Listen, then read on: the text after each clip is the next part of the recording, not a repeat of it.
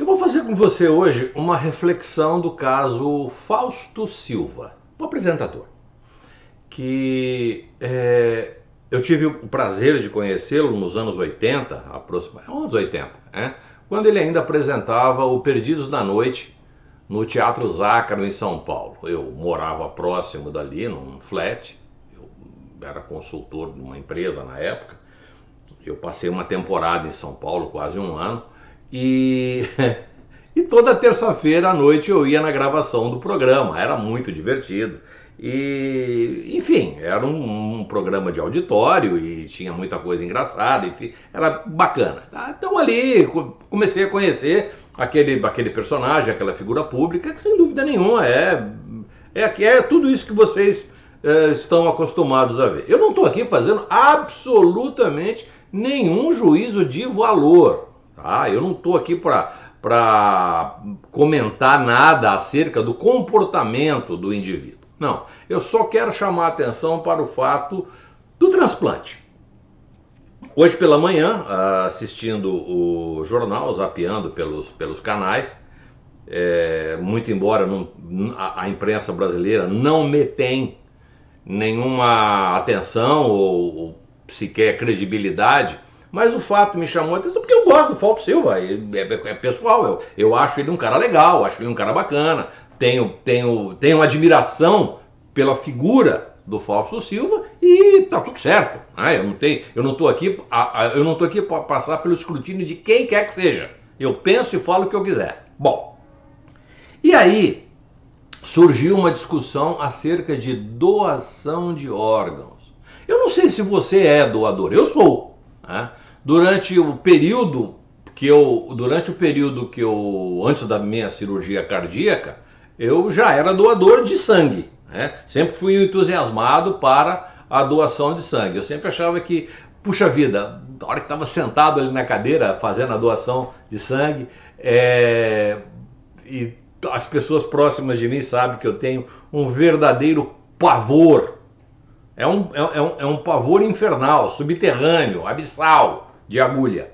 Mas no momento que eu estava sentado ali na cadeira fazendo a doação, usando aquela bolinha algumas era bolinha de areia, outras bolinha de ar, eu ficava imaginando a possibilidade de que uma pessoa ia utilizar o meu sangue, ia salvar a vida de alguém.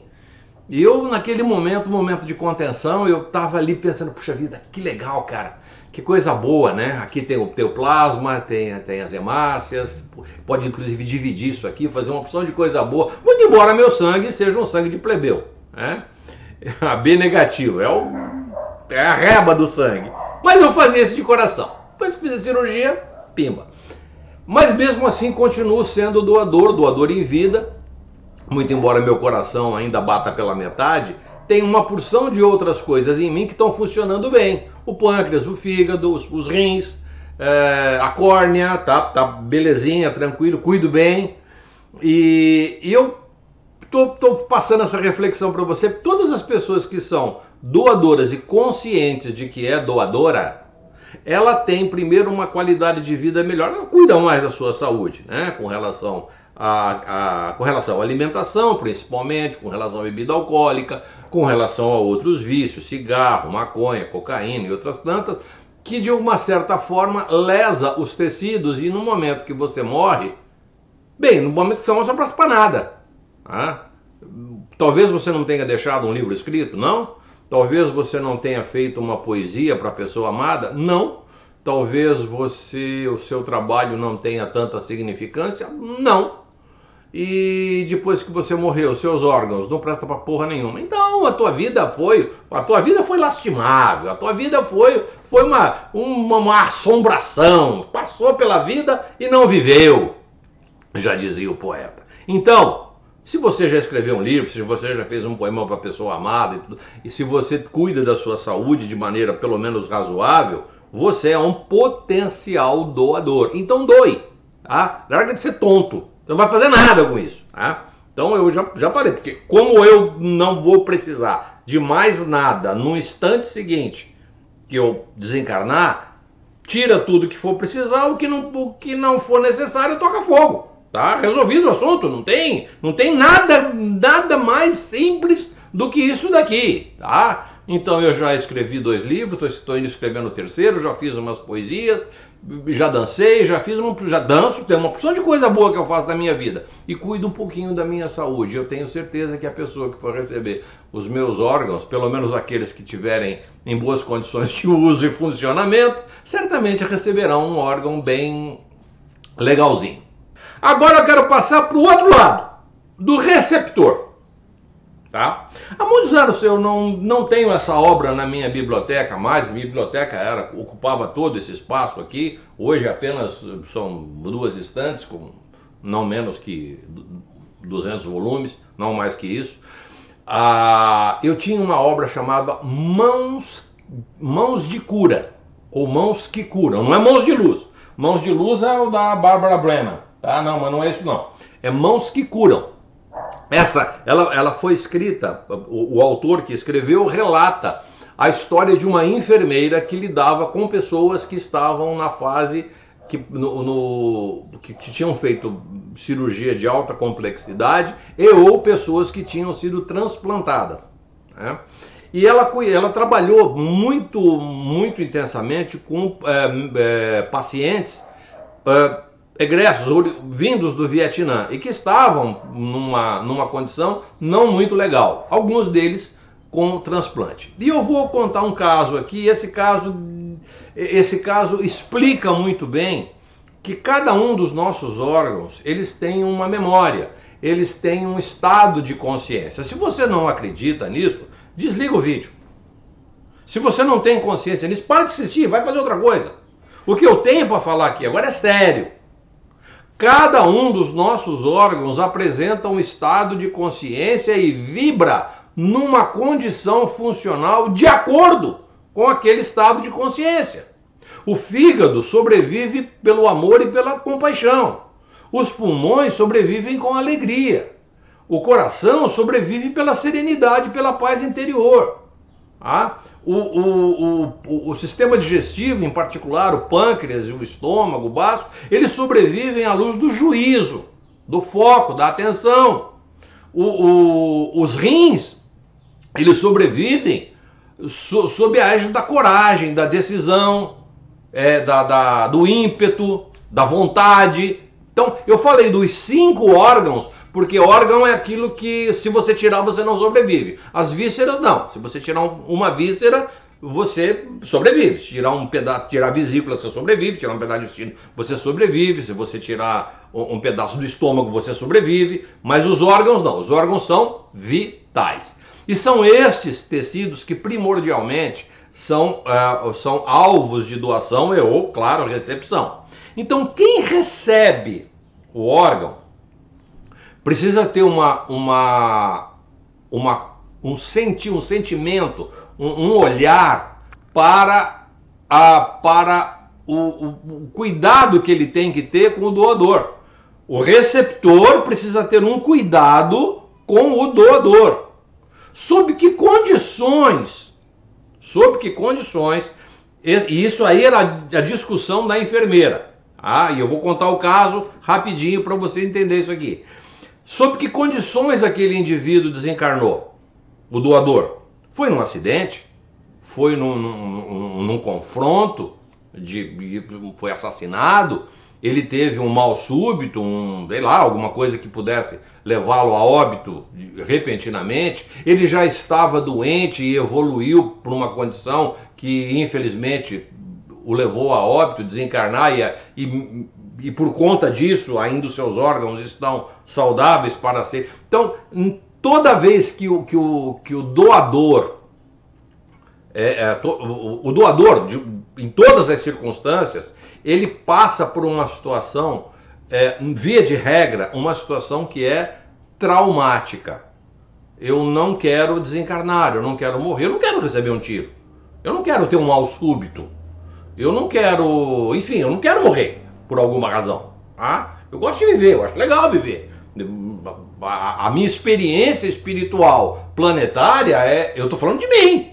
E eu acredito que seja a mesma sua. A minha experiência planetária, ela é uma experiência legal. Eu faço coisas muito bacanas aqui.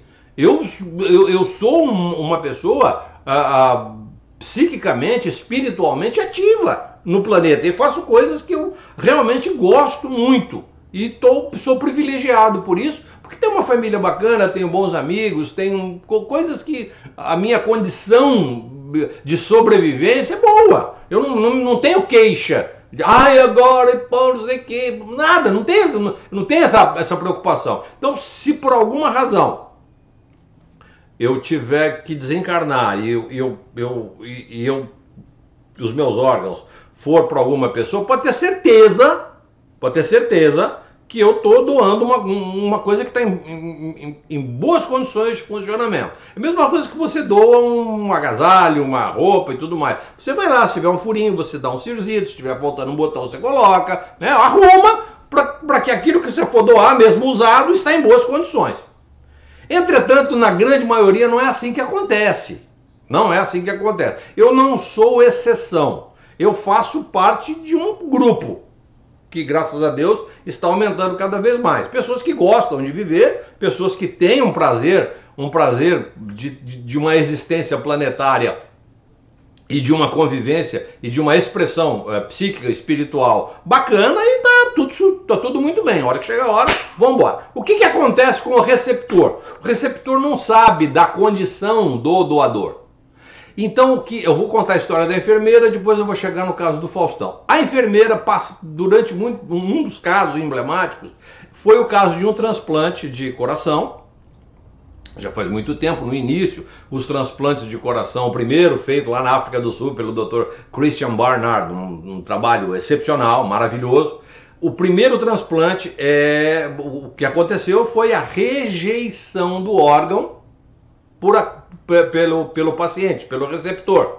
Por uma única razão. Até hoje, você conversa com os médicos, principalmente os cirurgiões de transplante, eles não têm essa consciência, porque são ignorantes nesse sentido. Por que não quer? Não, porque ignoram esse fato. A academia não privilegia isso. Que o órgão transplantado tem um estado de consciência. Ele vibrou durante muitos anos no corpo de um indivíduo que tem consciência, tem uma alma, tem um espírito ali trabalhando aquele órgão. Todas aquelas células, todas aquelas interconexões neurais passaram por um batistaca muito foda durante muito tempo. Foram emoções muitas, foram experiências sentimentais outras, e enfim, tá aí. E neste caso em particular desta enfermeira, um paciente de transplante de coração, dois dias depois, ele começou, muito embora recebendo já a medicação adequada, ele começou a apresentar rejeição. E os médicos, rejeição, começou a apresentar um quadro febril, a possibilidade de uma infecção e tudo mais, e aí o pau pegou. E no turno, esta enfermeira foi lá dar o acolhimento a esse paciente, fazer o seu trabalho como enfermeira, e ela já tinha essa consciência, ela sacou isso aí. Ela falou, vamos fazer o seguinte, eu vou ficar aqui essa noite com você. No plantão dela, no plantão noturno. Eu vou ficar com você aqui a noite toda. E ela fazendo a medicação e tudo mais. E ela falou, sabe o que você vai fazer? Agora presta atenção. Fausto Silva, talvez você esteja ouvindo isso aqui hoje, tá? Se alguém puder fazer chegar isso até ele, depois eu vou fazer essa reflexão com mais propriedade. Por favor, você está recebendo o coração agora? Tá.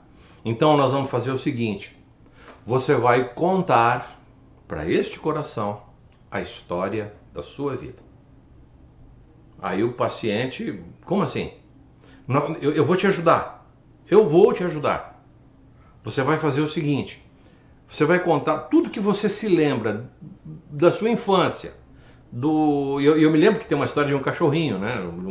De um problema que ele teve com um cachorrinho. O cachorrinho parece que foi atropelado, ele ficou muito triste.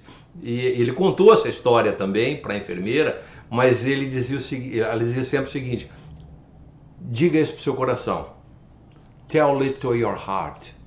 Diga isso pro seu coração. Diga isso pro seu coração, vá falando com ele. Esse coração agora é seu, ele pertenceu a uma outra pessoa, com outro estado de consciência. Esse coração está sendo, o seu corpo está rejeitando este coração, porque este coração não te pertence ainda. Então, comece a falar com o seu coração. Conte a sua história para ele. E ao longo durante toda a madrugada, ela contando esse relato na obra, Mãos que Curam, não é Mãos de Luz, não, é Mãos que Curam. Eu não consegui mais encontrar esta obra, me parece que foi da editora Record, e ela falou o seguinte, que na manhã seguinte eles já estavam assim, o dia estava amanhecendo, o sol raiando, e eles ainda conversando, e uma coisa milagrosa aconteceu. A febre tinha cedido, né? Já no meio da noite a febre tinha cedido, o coração estava com seus batimentos harmoniosos, com frequência bem constante, batimento cardíaco constante, que geralmente quando no processo de transplante de coração, não sei se você sabe disso, o coração, o médico, o cirurgião e o clínico tem o cuidado de manter o coração à custa de medicamento e eventualmente com os terminais, os eletrodos, para caso haja algum caso, uma situação arrítmica, o sistema eletrônico vai fazer com que isso vá para a normalidade. Claro, o paciente tenha conforto e o processo de cicatrização, aclimatação, se dê de forma adequada. E aí naquela manhã ele já estava sem absolutamente nenhuma febre, a sua sensação de calma e de bem-estar era notada, e depois todos os exames que vieram na sequência demonstraram que o coração já estava em ordem, ele estava com o seu ritmo cardíaco normalizado, sem arritmia, sem qualquer outro caso, sem qualquer outra condição anômala decorrente de um processo de rejeição. A rejeição é uma coisa dramática, ela gera processos inflamatórios, a produção de substâncias que o organismo tende naturalmente a rejeitar, mesmo porque você tem um espinho, para ser grosseiro, é a mesma coisa que você coloca uma farpa no dedo, um espinho, né? Lá, geralmente aqui a gente tem muito angelim na nossa região aqui, e é uma madeira que quando você mexe com ela dá farpa, e a farpa dá infecção, dá pus. Então é um corpo estranho, e um órgão transplantado é um corpo estranho. Só que é um corpo estranho com consciência. Então, eu queria falar para você, Fausto, se você tem uma história. Eu comecei contando um pouquinho do que eu vivi da sua história. A sua história é uma história fantástica. A sua história é uma história de muito valor. As pessoas que falam de você, as pessoas que convivem com você, as pessoas que passaram por você como apresentador, você como coordenador de um programa de auditório, enfim, eu não vou citar o nome da emissora porque não cabe aqui, mas você teve um papel importante, tanto não sei se culturalmente alguma coisa tão relevante assim, mas em termos de entretenimento foi muito legal, foi muito bacana, né? Em que pese o fato de você, isso é um fato, tá? Você sabe disso, você quando faz entrevista, você pergunta e você responde, é uma característica sua, isso se tornou relativamente engraçado e as pessoas que você entrevistou comentam isso, meio que a boca pequena, mas é engraçado e tá tudo certo, né? Não tem problema nenhum. Talvez seja um pequeno toque de falta de educação, pode ser que sim, pode ser que não sei. Mas, Fausto, você teve um papel fundamental no que se refere a música, no lançamento de algumas pessoas, e o teu modelo como pessoa pública sempre foi muito legal. E a sua vida privada, as pessoas que convivem com você até agora, sempre o têm na mais alta estima e consideração. Sobretudo pela sua generosidade. Então, eu queria te dar uma sugestão. Talvez esse vídeo possa chegue até você. Não sei, pode ser que sim, pode ser que não.